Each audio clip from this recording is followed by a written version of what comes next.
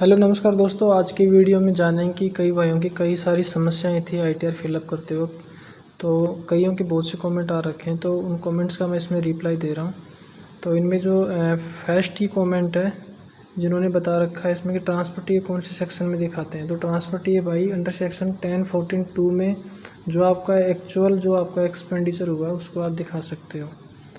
तो आपका क्लियर हो गया। इसके बाद में नीचे एक और किया है कि 3 साल का रिस्क अलाउंस का एरियर मिला है। तो भाई एरियर मिला है तो आपको 10E फॉर्म भरना पड़ता है। जब भी किसी भी अलाउंस का हो या कोई भी एरियर आपको मिला हो तो आप उसके लिए 10E फॉर्म फिलअप करते हैं। फिर है इसमें न्यू टैक्स फाइल करने का ऑलरेडी अपलोड कर रखा है मैंने, आप देख लीजिए इसको। यह है। इसके बाद में मुझे रिस्क अलाउंस का 3 साल का एरियर मिला है तो ये आपको 10E फॉर्म फिलअप करना पड़ेगा। यहाँ पर नेक्स्ट है कमेंट, सर सभी फौजी को एक बात बता दो अच्छे से, जिसके पास एग्जाम्शन डिडक्शन नहीं है वो सभी फर्जी एग्जाम्शन डिडक्शन शो करके फुल रिफंड क्लेम ना लेते हैं या क्लेम कर लेते हैं, नोटिस आएगा फिर फंसोगे।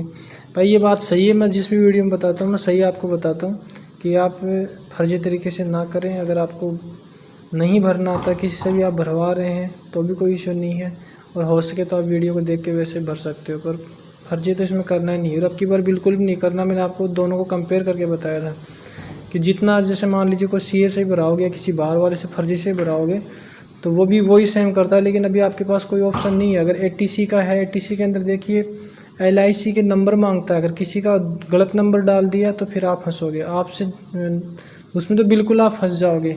अगर आपने वैसे किया कि गलत तरीके से किसी दूसरे का एलआईसी नंबर डाल दिया उसके बाद में अमाउंट भर दिया। जहाँ पर भी जो भी कॉलम है उसके अंदर आपको प्रूफ के साथ आपको रेफरेंस नंबर चाहिए वहाँ पे। जिस मान लीजिए आप एलआईसी शो करते हो, एलआईसी का नंबर चाहिए। अगर आपका कोई पीएफ अकाउंट है तो उसका भी नंबर चाहिए। मतलब बिल्कुल प्रूफ के साथ अभी देना उनको। ये नहीं है कि बाद में इनकम टैक्स पहले रखता था कि किसी को डाउट होता तो वो वहाँ पर आपको डॉक्यूमेंट मांग, लेकिन अब नहीं है।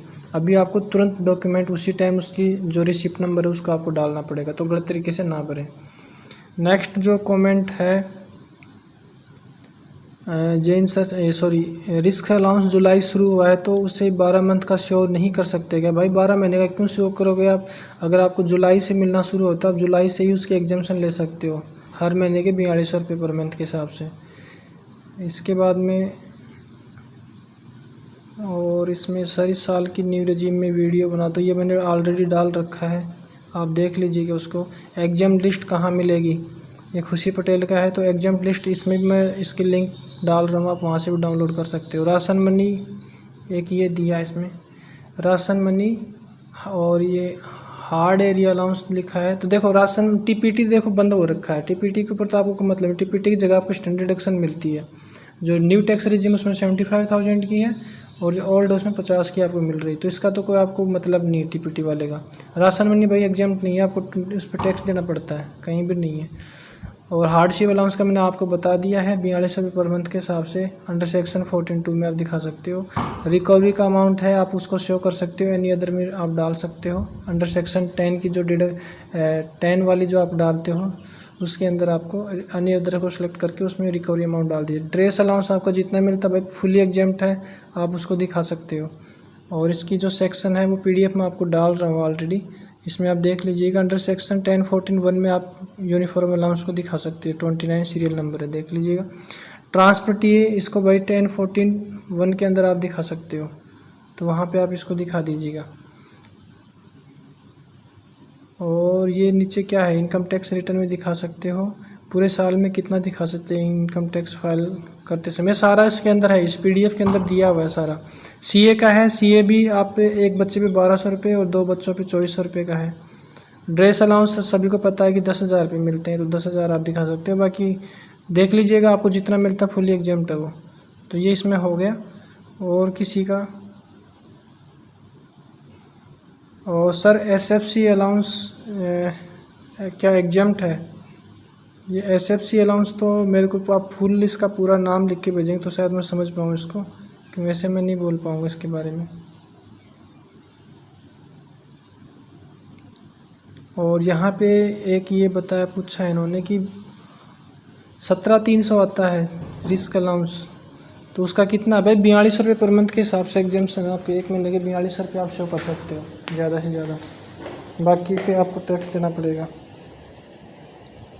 नेक्स्ट सर 14-16 में ग्रॉस सैलरी और DCPS मैचिंग और कंट्रीब्यूशन 1,300 टोटल इतना है सर। अगर ITR फाइल करना है तो किस अमाउंट से करूं, टोटल से या ग्रॉस से? आपको ग्रॉस से ही करना है, आपकी जो ग्रॉस बन रही है उससे करना है आपको।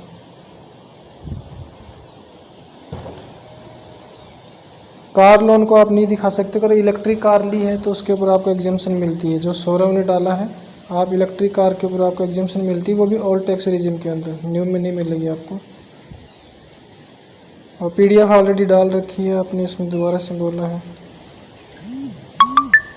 तो यही थे सबके कमेंट्स जो मैंने आपको बताए हैं, तो शायद इसको देख के आपको हेल्प मिल जाएगी। थैंक यू दोस्तों।